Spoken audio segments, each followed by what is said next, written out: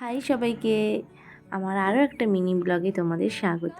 তো ভিডিওটা শুরু করছি রেস্টুরেন্ট থেকে। তো আমরা সবাই মিলে রেস্টুরেন্টে গেছিলাম, কেন জানো তো? এই দিদিটার ছিল বার্থডে ট্রিট।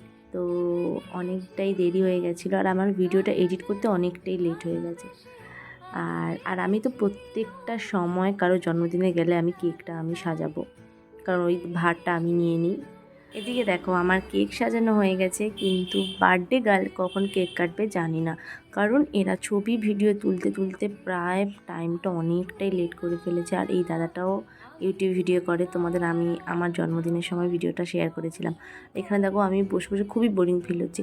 আর সত্যি বলতে না, এই রেস্টুরেন্টে আলো খুব কম, কেমন যেন একটা আলো অন্ধকার অন্ধকার লাগছে মুখটা।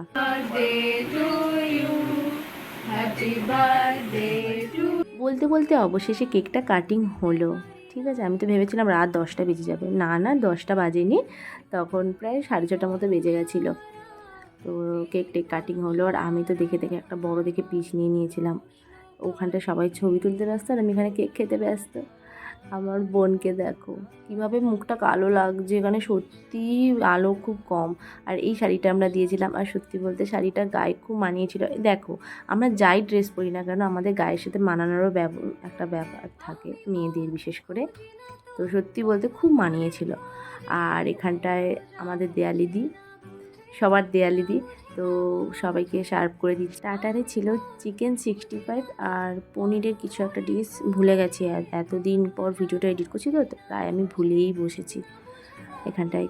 আর সত্যি বলতে খুবই টেস্টি ছিল। সত্যি বলতে এই রেস্টুরেন্টের না সব ঠিক আছে, খাবার দাবার সব ঠিক আছে, কিন্তু কোয়ান্টিটিটা খুবই কম। আর তোমার টেস্ট ভালো, কিন্তু খুব লেট করে। আর মেন কোর্সে ছিল বাটার নান আর চিকেনের কিছু একটা ডিশ ভুলে গেছি, সবই ভুলে গেছি। তো খাওয়া দাওয়া শেষে এখানটায় এখনও ছবি তুলতে ব্যস্ত, ছবি তুলে তুলে আর শেষ হলো না। ভিডিওটা ভালো লাগলে লাইক করে দিও, টাটা।